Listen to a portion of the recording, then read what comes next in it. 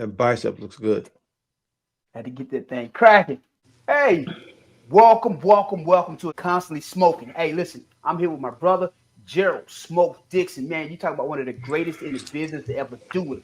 Former college player, all SEC, former Buffalo Bill, part of Bill's Mafia, scouting, player personnel, the whole nine. The first general manager in college football. You're talking about a trendsetter. And then, of course, myself, Marvin Constant, the one and only all SEC linebacker. Listen, man, if you're ready for some heat, we about to bring it to you. If you expect it politically correct, you might as well go ahead and jump off right now. That ain't what we here for. Smoke, what you got for me today, brother? Mook, off the top of Constantly Smoking, let's bring some heat. First one, former Alabama wide receiver, Kendrick Law, transferred to UK, Kentucky, still in the SEC.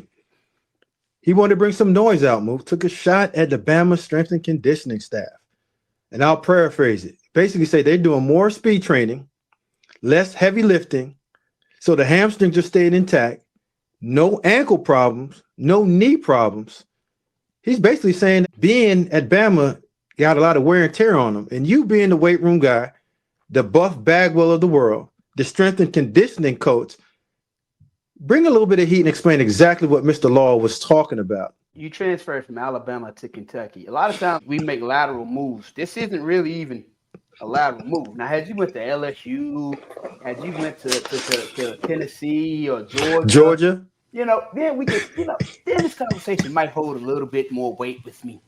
But you went to Kentucky. When is the last time Kentucky has won a damn thing in football? All right. You went to a basketball school to continue your football career. All right. So here's the thing about it. Working out, no matter where you're working out at, you still have to stretch. You still have to take proper precautions and take care of your body because the workout is still going to be the workout. But I'm going to give you a point to consider here. You remember when West Alabama's head coach, Scott Cochran, left Alabama? Because what they say, oh, we got a new strength coach comes in. The new strength, we had too many guys hurt, too many guys getting injured. We got this new strength coach. The guys are in better shape. They're not getting hurt as much anymore. But what also happened?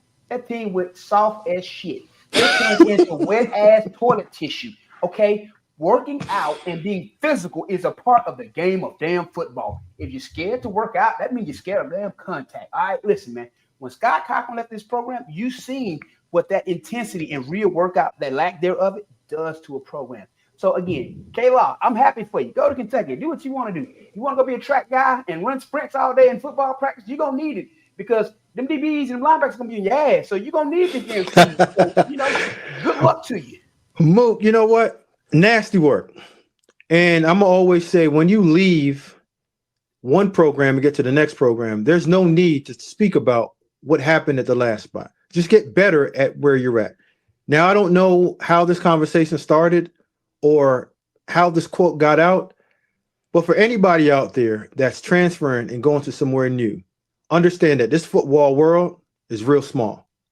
It's a tight-knit community that you don't want to go and spray on anybody about what happened at the last spot. The best thing for you to do is just move on, evolve, get better at where you're at, and just be intact where you're at and just invest in where you're at. But I understand his beef. He came in, a lot of hoopla. That's when Bama was rolling with receivers, and he didn't really get his shine. And he was often hurt, often injured. But when you look at his body type, he's tight, Mook.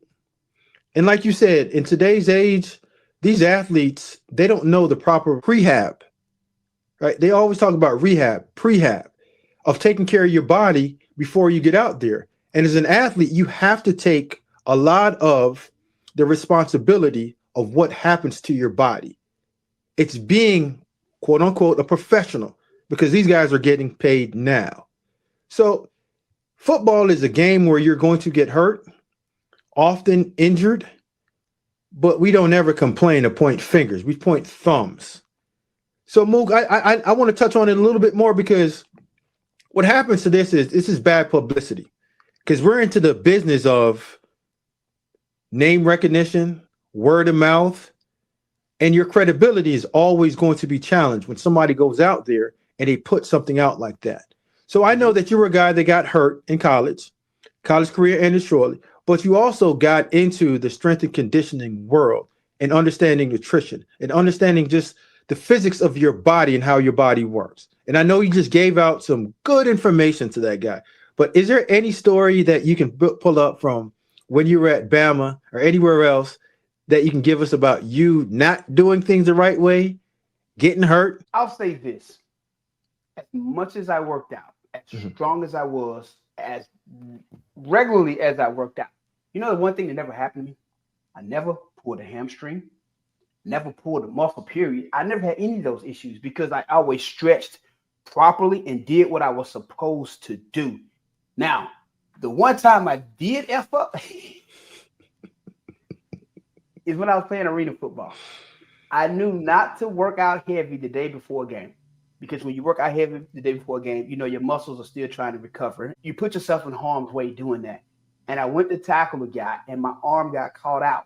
And I had just had a heavy chest day, not even 12 hours before, and I ended up tearing my pec. Now, normally that wouldn't have happened to me, but I know it was because I had that heavy chest day the day damn before. Right. Again, not following the rules and the protocols that I knew I should have been doing. But again, young and hey, I'm gonna do this anyway. You know, told my damn pec because immaturity. Yeah, trying to be buck. You know what?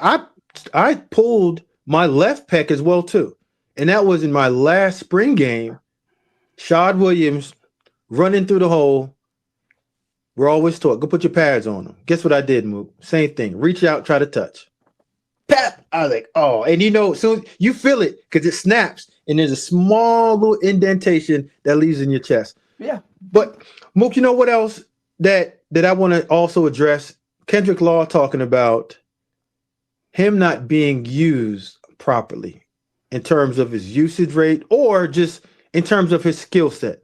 Now, I've always said he's more of a running back playing a receiver, not a receiver playing a receiver. So there's a lot that he had to learn in terms of the ins and outs of running routes, being open, understanding zones versus man, understanding a sit down in zone, run away in man. But also, I always question his ability to track and catch and pluck across the middle in terms of contested catches and strong catches, because he's a strong, well-built, muscular guy. But how do you feel about his usage rate and how he was used at Bama while he was there? Well, I think they should have used him more in an H-back type situation. I think they would have got more value out Explain of the H-back situation a little bit more. Almost like a tight end fullback hybrid to where you get him in that position where he's motioning. You can get him on that edge with some jet sweeps, block down, peel back screen, things like that where you actually set him up and utilize him. Because putting him on the perimeter, I didn't think that was a good idea anyway. Because like you said, the route running comes into play. If you're going to go out there on the perimeter, then we got Ryan Williams, we got Germie Bernard, we got all these other guys. So it's like you're not going to be a one or a two option in this offense.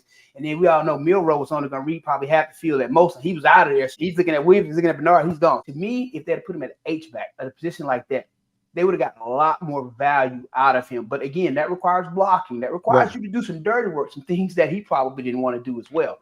But, well, you know what, Mook? That's where I push back a little bit because I've never once questioned his attitude and his disposition in terms of being involved in the run game and doing the dirty work. Like he was willing to do that.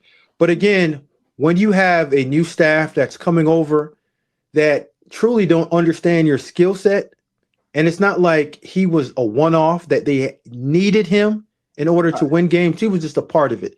So when you're just the number 3 receiver, it's tough to create a package for yourself. And plus the offense wasn't conducive for his skill set. When I say blocking, though, what I'm saying him in terms of blocking as far as being an H-back, having to block defensive ends. Look, stop that. Knock it off. That's a different knock it off. game.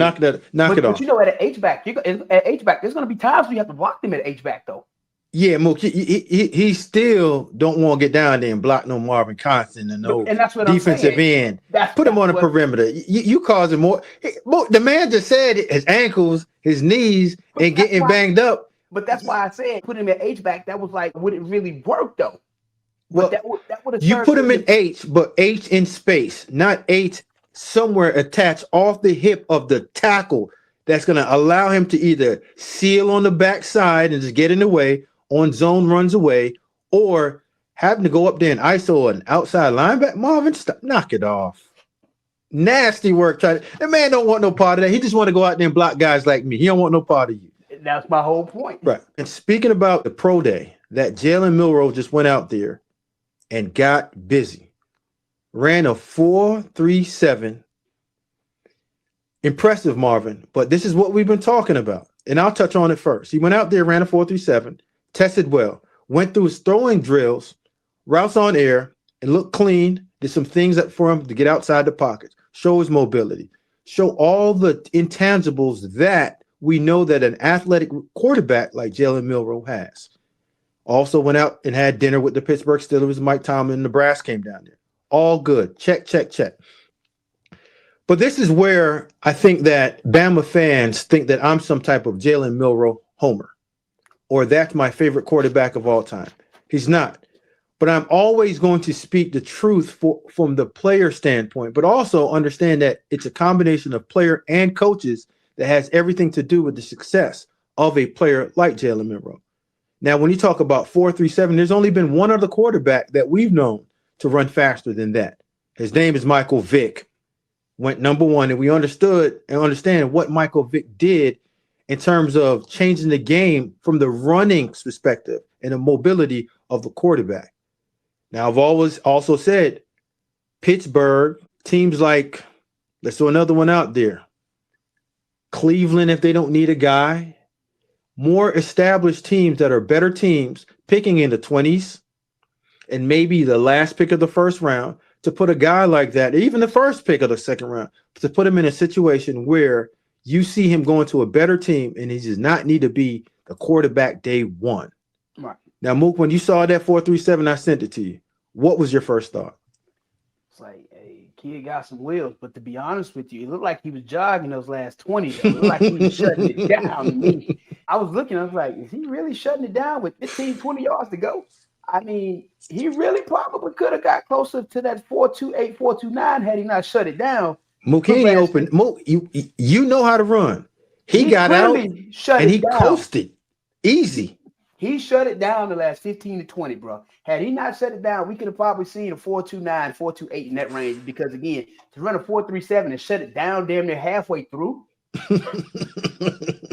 I mean, you go back and you watch those last 15, 20, I'm just going to coast it on out so I make sure I don't injure myself. Right. You know, so I get it. But one thing I will say about his pro day, man, shout out to them. They put Ryan Williams out there to throw the ball. You got that kid from early eyes. I mean, have you ever seen a kid that's a freshman go out and catch balls on a pro day? Well, Mook, I have, because I've done a lot of pro day circuits in my time in Buffalo.